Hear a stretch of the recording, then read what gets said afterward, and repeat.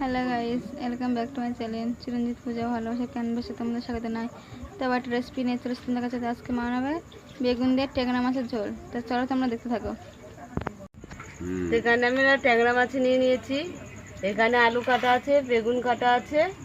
তা আমাদের উনুন ধরে গেছে, কড়া বসিয়ে দিচ্ছি। আমাদের ট্যাংরা মাছে দেখো সব ডিম ভর্তি, সবটার মধ্যে নেই।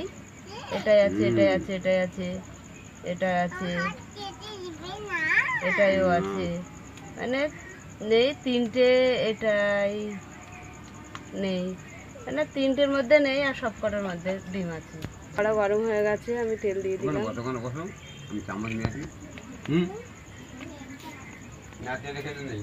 তাই মাছের মধ্যে নুন হলুদ মাখিয়ে নিচ্ছি।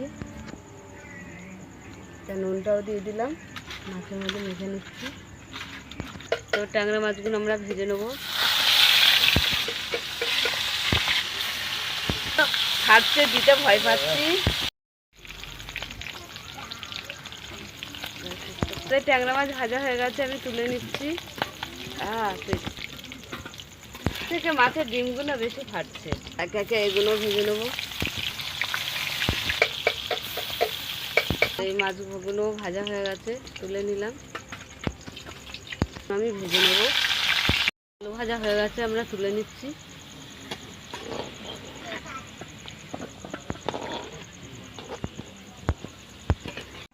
একটা শুকনো লঙ্কা ছিঁড়ে দিয়ে দিলাম। গোটা জিরে দিয়ে দিলাম। আমি পেঁয়াজ কুচি দিয়ে দিলাম।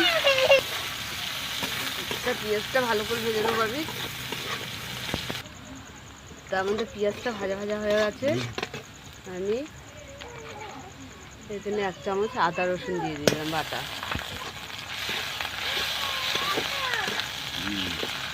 আমি টমেটো দিয়ে দিলাম।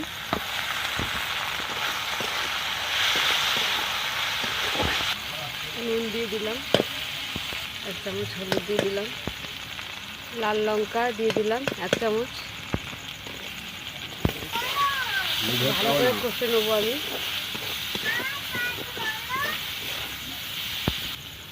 1 চামচ জিরে পাউডার দিয়ে দিলাম। ধনে পাউডার দিয়ে দিলাম। তা আরও ভালো করে কষে নেবো। আমি সামান্য একটু জল দেবো।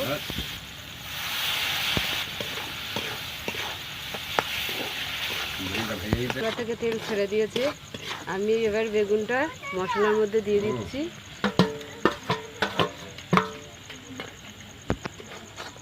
আমি বেগুনটা চাপা দিয়ে দিয়ে কষে নেব। ভাজা আলুটা আমি দিয়ে দিচ্ছি। তো আমি চাপা দিয়ে দিলাম। কি দাও, আমি ঢাকাটা খুলে দিচ্ছি।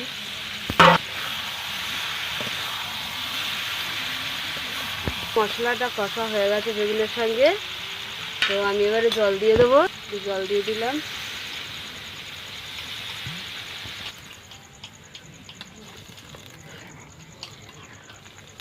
ঢাকাটা আমি খুলে দিলাম। তো মাছগুলো আমি দিয়ে দিচ্ছি।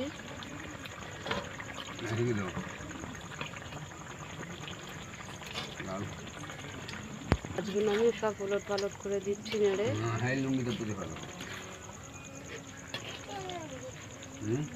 তো দেখো আমাদের ট্যাংরা মাছ দিয়ে বেগুন দিয়ে হয়ে গেছে। তো আমরা নামিয়ে নিচ্ছি। তো দেখো তাহলে আমাদের ট্যাংরা মাছ দিয়ে বেগুন দিয়ে হয়ে গেছে ঝোল। তা তোমাদের কেমন লাগলো বলো। ভালো লাগলে লাইক কমেন্ট আর শেয়ার করে দেবে আর সাবস্ক্রাইব করে দেবে। আর ভিডিওটা অবশ্যই আজকের মতন টাটা।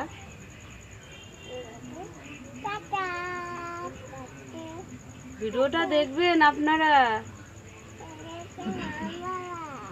দেখবেন আর সাবস্ক্রাইব করে দেবেন।